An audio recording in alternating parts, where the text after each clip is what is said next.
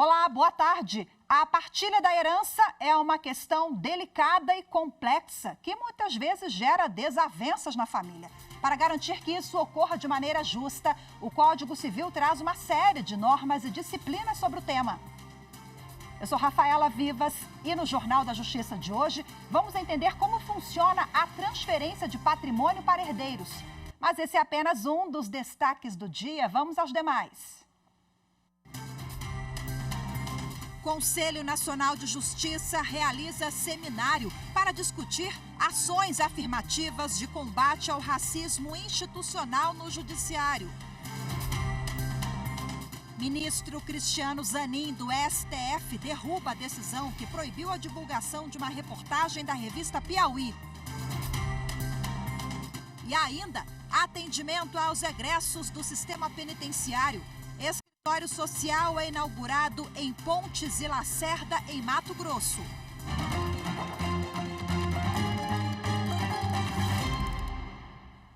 O Conselho Nacional de Justiça realiza hoje o segundo seminário de questões raciais no Poder Judiciário.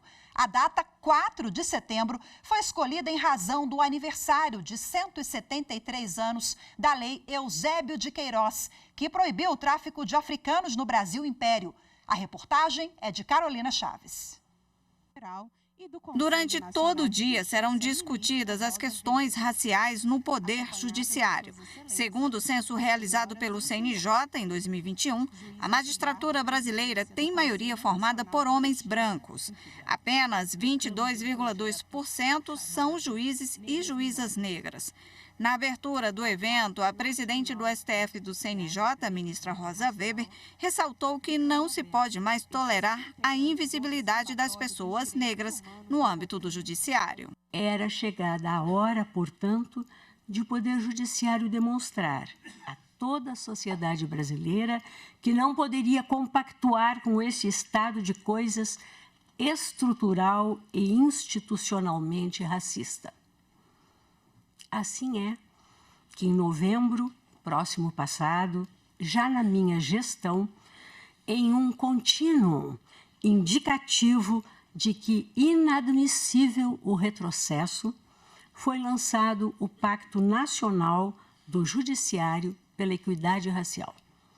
Esse pacto consiste na adoção de programas, projetos e iniciativas a serem desenvolvidos em todos os segmentos da justiça e em todos os graus de jurisdição, com o objetivo de combater e corrigir as desigualdades raciais por meio de medidas afirmativas, compensatórias e reparatórias, para a eliminação, digo mais uma vez, do racismo estrutural no âmbito do Poder Judiciário. Serão apresentadas novas ações do Programa Nacional de Promoção à Equidade Racial no Poder Judiciário. O objetivo é aumentar a representatividade racial, ampliar o diálogo com órgãos do sistema de justiça para desarticular o racismo institucional.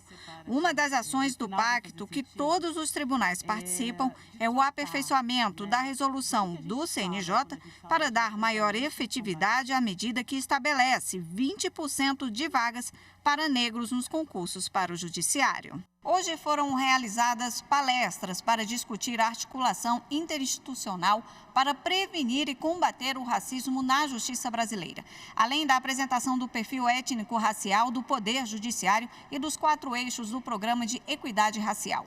Entre os eixos definidos estão a promoção de cursos para a formação sobre questões raciais, a assessorias de comunicação social dos tribunais e a realização de pesquisas para compreender como o racismo se manifesta no judiciário brasileiro.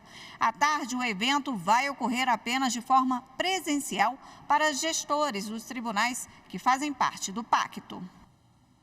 O julgamento do marco temporal para a demarcação de terras indígenas é um dos destaques do podcast Supremo na Semana. Acompanhe os detalhes com Anderson Arcoverde. Pelo marco temporal, os povos indígenas só podem pedir a demarcação de terras que ocupavam ou já disputavam até 5 de outubro de 1988, data da promulgação da Constituição. Essa tese foi questionada no STF e, na semana passada, os ministros André Mendonça, Cristiano Zanin e Luiz Roberto Barroso apresentaram os votos. Zanin e Barroso foram contra o marco temporal e se juntaram aos ministros Edson Fachin e Alexandre de Moraes, que defendem a tese do indigenato. No podcast Supremo na Semana, a consultora jurídica da Rádio e TV Justiça, Gisele Reis, explica o que é esse entendimento. O que deve ser considerado é a íntima relação, né, do indígena com aquela terra, mesmo que na época da Constituição ele não estivesse ali ocupando fisicamente aquelas terras. E que isso, na verdade, é uma garantia dos direitos fundamentais dessa população, vulnerabilizada ao longo dos anos, e que foram expulsos de suas terras, e que não seria possível, né, exigir deste grupo o ajuizamento de ações, de notificações, para demonstrar, por exemplo, o conflito ali entre a questão da posse das terras. O programa também destaca a decisão em plenário virtual que deu prazo para que o Congresso Nacional edite lei complementar para redistribuir o número de cadeiras de deputados federais de forma proporcional à população de cada unidade da federação.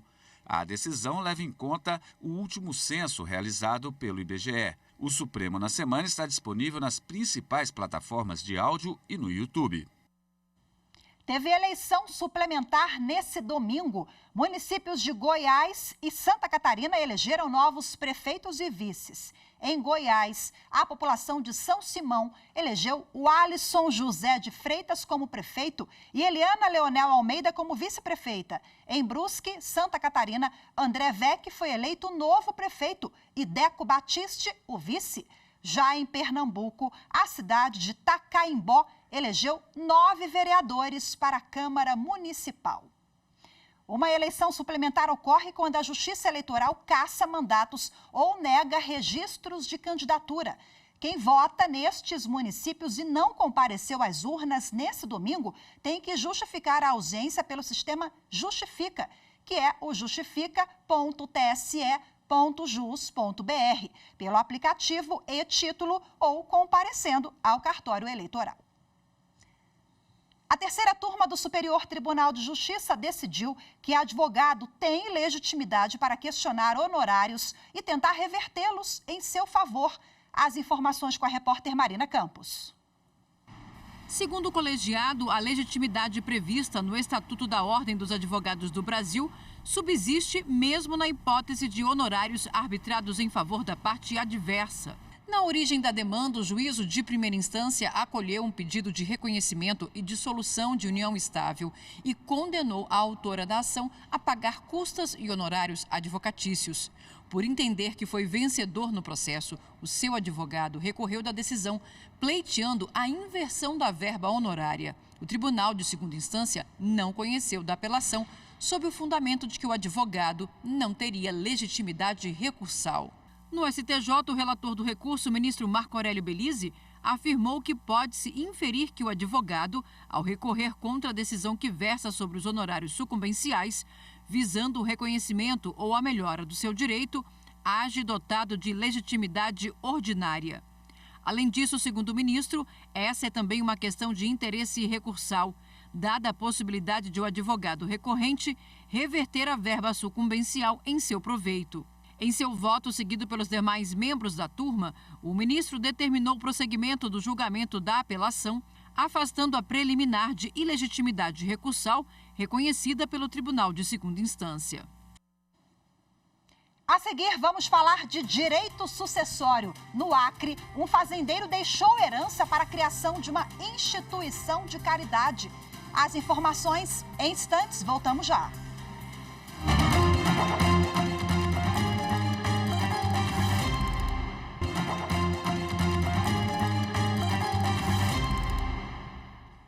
A partilha da herança é uma questão delicada e complexa. Para garantir que isso ocorra de maneira justa, o Código Civil traz uma série de normas e disciplinas sobre o tema. No Acre, um fazendeiro que não tem filhos deixou toda a herança para a criação de uma instituição de caridade. A Amanda Mustafa conta essa história para a gente. O desejo de Ildefonso de Souza Menezes era que sua fazenda de mais de 5.000 hectares se transforme em uma fundação de ensino rural para ajudar a comunidade. O fazendeiro morreu no ano passado. Em agosto, o testamento chegou à Vara de Registros Públicos de Rio Branco. Segundo o documento, a instituição poderá abranger todos os níveis educacionais, além de atividades agrícolas, pesquisa, tecnologia, turismo e de preservação ambiental. O homem estipulou que a fundação deverá prover assistência aos irmãos e aos sobrinhos de primeiro grau, desde que seja declarada judicialmente a incapacidade deles para o próprio sustento. Eles só terão direito ao benefício se prestarem serviços à fundação. De acordo com o Tribunal de Justiça do Acre, as pessoas mencionadas para serem inventariantes indicadas para presidir a possível fundação estão sendo intimadas para se manifestarem, assim como os parentes vivos e o Ministério Público do Acre. Depois disso, o processo segue para homologação ou não do testamento, realização do inventário, levantamento das dívidas do espólio. Dependendo da apresentação de contestação ao documento, o caso pode ter seguimento ou sofrer alguma alteração. Bom, agora para explicar esse assunto para a gente, eu converso ao vivo de forma remota com o advogado Marcelo Batista, que é especialista em direito sucessório. Boa tarde, seja bem-vindo. Muito obrigada pela sua participação. Olá, Rafaela, boa tarde. Eu que agradeço aí o convite. Doutor Marcelo, esse caso do Acre chama atenção porque ele já deixou em vida ali o desejo, né, dessa criação de uma instituição. A pessoa que morreu não tinha filhos, mas enfim, e os demais parentes? O que diz a lei? Nesse caso concreto, ele basta escrever ali de próprio punho o que ele deseja ou a legislação dita um rito que deve ser seguido? Perfeito, Rafaela. Todo testamento ele é um documento e precisa seguir todas as normas ali previstas no ordenamento jurídico. Existem várias modalidades de testamento, mas todas elas têm a sua formalidade.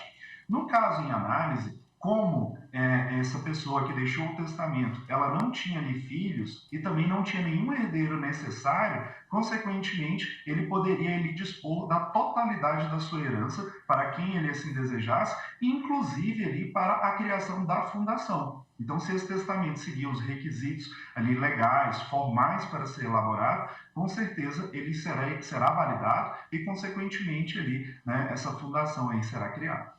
O que é herdeiro necessário, doutor Marcelo? Olha, os herdeiros necessários são aquelas pessoas que a lei determina que se deixe uma cota parte da herança. Então, são todos os descendentes, que são filhos, netos, bisnetos, todos os ascendentes, pai, avô, bisavô, cônjuge e companheiro. Então, todas as vezes que eu tenho qualquer herdeiro necessário, eu tenho que dispor de uma quantidade mínima ali para eles. E o restante é livre para dispor, como você bem entender. Qual que é a quantidade mínima e a livre para dispor com o que você bem entender, doutor? A lei fala que a deixa testamentária, quando eu tenho herdeiros necessários, é de no mínimo 50%. Então, caso ele tivesse algum herdeiro necessário, ele poderia até dispor dos outros 50%, claro que afastado também, né, ameação em caso de cônjuge, mas tirando a ameação, os 50% ali que sobra, a pessoa pode dispor livremente. Agora, não tenho filhos, tenho filhos, mas eu quero abrir uma instituição, deixar a minha herança, enfim, para outras questões. Eu sou obrigada a deixar para os filhos mesmo assim? Ou tem alguns casos em que a lei permite, em que o pai e a mãe deserdem aquele filho? São casos excepcionais, né? Lembrei aqui do caso Suzane von Richthofen. Exatamente. No caso, existem dois institutos que podem afastar os herdeiros necessários ali do recebimento de uma herança. Seria o caso da indignidade, que foi o que aconteceu com a Suzane von Richthofen, ou seja, que após a abertura da sucessão foi verificado um caso de indignidade, e tem também a deserdação. A deserdação ela é feita em vida, então o pai pode fazer a deserdação, só que depois ela tem que ser validada judicialmente. Então são casos muito específicos que a lei coloca. Agora, se o pai ou a mãe morre, enfim, essa partilha deve ser feita de forma igualitária para todos os filhos? Mesmo filhos adotivos? Hoje não tem mais isso, né, doutor Marcelo? né? Até essa nomenclatura hoje já é filho e acabou.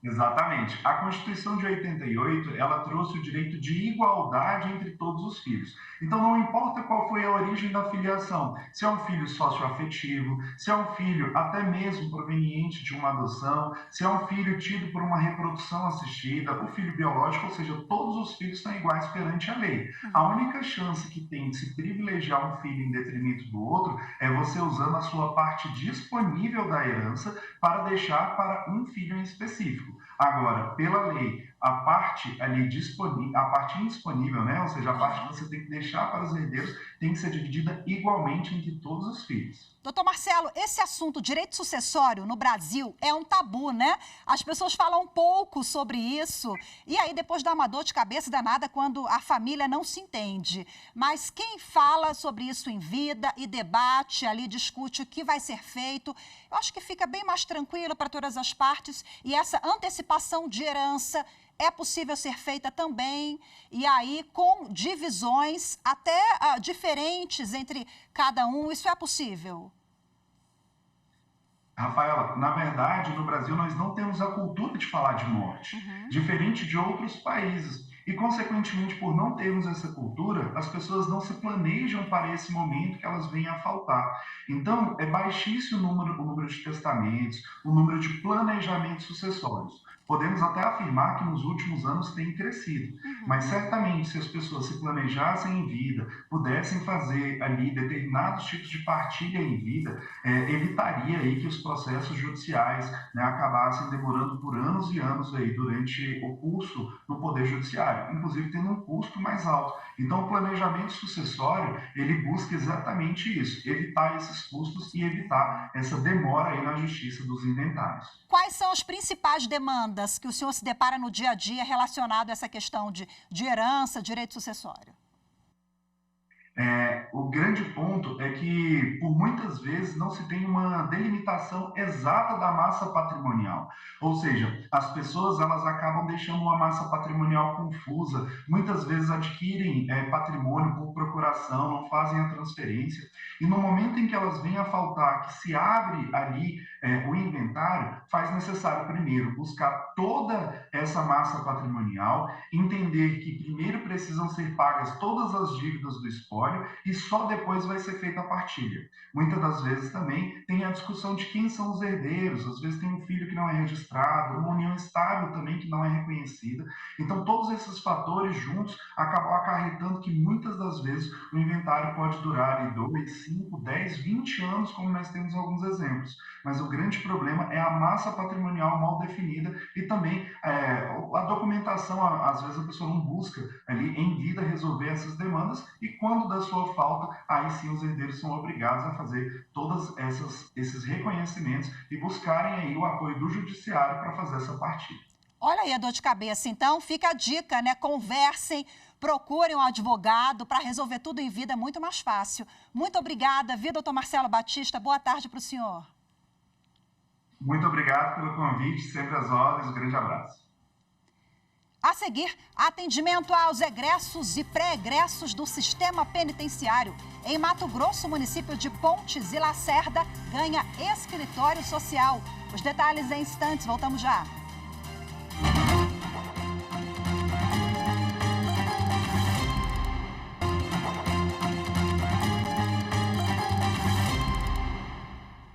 O ministro Cristiano Zanin, do Supremo Tribunal Federal, derrubou uma decisão da Justiça do Distrito Federal que proibiu a divulgação de uma reportagem da revista Piauí. Amanda Mustafa tem os detalhes.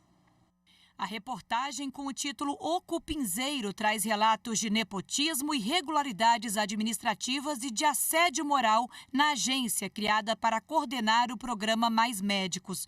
Um casal citado pela revista entrou com ação na Justiça de Brasília, que determinou a retirada da reportagem do site da revista, além do recolhimento da revista impressa. A Piauí recorreu e argumentou que o conteúdo da matéria é estritamente narrativo, baseado em documentos oficiais e fontes fidedignas. Mesmo assim, a decisão foi mantida. A revista, então, apresentou reclamação ao Supremo Tribunal Federal. Ao analisar a reclamação, o ministro Cristiano Zanin, do Supremo Tribunal Federal, afirmou que o eventual prejuízo à honra e à vida privada dos atingidos pela reportagem devia ser corrigido sem uma censura prévia, não sendo cabível medida judicial que imponha o recolhimento liminar de todos os exemplares físicos de uma edição de uma revista de caráter nacional. Zanin também afirmou que, embora as decisões do Tribunal de Justiça do Distrito Federal versassem sobre a liberdade de expressão, a autoridade reclamada não deixa claro de que maneira o conteúdo da matéria jornalística teria incorrido em abuso ou má-fé no direito de informar. O Grupo de Monitoramento e Fiscalização do Sistema Carcerário e Socioeducativo de Mato Grosso inaugurou um escritório social em Pontes e Lacerda. O local oferece atenção, direcionamento e acesso às redes de apoio aos egressos e pré-egressos do sistema penitenciário e familiares. A reportagem é de Eli Cristina Azevedo. Como forma de fortalecer a política judiciária de ressocialização e atenção aos egressos, o Poder Judiciário de Mato Grosso, por meio do Grupo de Monitoramento e Fiscalização do Sistema Carcerário, GMF, inaugurou o escritório social em Pontes e Lacerda. Este é o 7º escritório social que estamos inaugurando no estado de Mato Grosso, especialmente nas cidades em que existem um expressivo número de pessoas encarceradas, como é o caso de Pontes Lacerda, onde temos um CDP com aproximadamente 300 reeducandos. Fazer com que essas pessoas que cumprem suas penas voltem para o seio da sociedade como cidadãos de bem. Então nós temos que prepará-los para esse convívio social. O espaço oferece atenção, direcionamento e acesso a redes de apoio aos egressos e pré-egressos do sistema penitenciário e familiares. Prepará-las para reinseri-las, para dar uma nova oportunidade. E esse é o objetivo do escritório social, é o objetivo da lei de execução penal e da própria condenação. Quando eles sofrem, é uma nova oportunidade, um novo modo de pensar. Muito importante essa aproximação das famílias, de detentos, pessoas assim, para que a gente possa caminhar junto para tentar diminuir o índice de criminalidade aqui em Pontes Lacerda, na região. Então dá um acolhimento, um direcionamento para a vida, profissionalização, retorno aos estudos, estreitamento com os vínculos familiares. Então é mais um equipamento e Mato Grosso está indo ao encontro, é o 7º equipamento aqui no estado e com possibilidade de dobrar esse número até o próximo ano. Então é momento de felicidade, contentamento e de fortalecimento da política. A implantação do escritório social também contou com uma reunião ampliada com representantes da sociedade civil e organizada e comunidade acadêmica. Durante 2 dias, também foi realizado o curso de formação sobre a metodologia do equipamento social. Nós tivemos uma participação em massa de todos os órgãos, entidades, universidade. Então, assim, estamos muito contentes com os resultados. Foi muito bom, muito gratificante, porque como a gente já atua, né, como técnica no município de Pontes Lacerda, eu vejo assim como mais um equipamento, né, um equipamento social que veio para somar com as políticas públicas que já existem no nosso município. Muito importante essa qualificação para que a gente tenha horizonte da onde até buscar, né, a ajuda e os meios para que a gente possa atender. O Tribunal de Justiça de Alagoas inaugurou o novo Fórum de Maragogi. O repórter André Risco tem as informações. O prédio passou por adequações e intervenções tanto nas áreas externas quanto na edificação para dar maior conforto aos servidores e usuários da Justiça. A reforma durou 2 meses e foi conduzida pelo Departamento Central de Engenharia e Arquitetura do Tribunal. Ao todo, foram investidos aproximadamente R$500 mil provenientes do Fundo Especial de Modernização do Poder Judiciário, o Funjures. Fizemos uma manutenção geral no prédio. Nós adequamos o salão do júri para a nova realidade, onde a testemunha e os jurados não podem ficar de frente para a plateia. Então foi ampliado esse salão do júri. Trocamos telhado, fizemos pintura, tirando todas as infiltrações que existiam. Nós colocamos, visando a acessibilidade, nós colocamos piso tátil, colocamos corrimão. Para preservar o magistrado, aqui não tinha uma separação para camburão, nós criamos muros para que essa separação fosse feita. E assim a gente consegue melhorar tanto o trabalho do servidor como o trabalho dele prestado à sociedade. Durante a solenidade de inauguração, o presidente Fernando Tourinho disse que agora os jurisdicionados podem contar com o que existe de mais moderno no Poder Judiciário alagoano. A primeira reforma que nós estamos entregando na atual gestão, com fé em Deus e muitas outras que nós pretendemos entregar, haja vista as quadras chuvosas e dando uma melhor condição de trabalho, para que os servidores, magistrados, os operadores do direito possam desenvolver melhor os seus trabalhos, para que a população aqui do município de Maragogi, do estado de Alagoas, possa ser melhor atendida. Segundo a juíza Bruna Mendes, que está atuando na comarca, a reforma vai proporcionar mais conforto para servidores e jurisdicionados. A infraestrutura do Poder Judiciário é importante não só para os servidores, mas para os próprios jurisdicionados. Por exemplo, a sala de audiência, ela está bem equipada, está com televisão que permite a audiência virtual quando tem algum réu preso ou alguma testemunha em outro estado que não conseguem vir fisicamente ao fórum. Esses dispositivos eletrônicos auxiliam muito para que a jurisdição seja prestada da forma mais célere. O ministro Dias Toffoli, do Supremo Tribunal Federal, lamentou a morte do advogado e ex-ministro da Justiça de Fernando Henrique Cardoso, José Gregori. Em nota, Toffoli disse que Gregori deixa um grande legado na história do Brasil, de resistência à ditadura e de defesa intransigente do Estado Democrático de Direito e dos direitos humanos. José Gregori morreu aos 92 anos de pneumonia em São Paulo. O Jornal da Justiça fica por aqui. Muito obrigada pela sua companhia. Boa tarde. Até amanhã.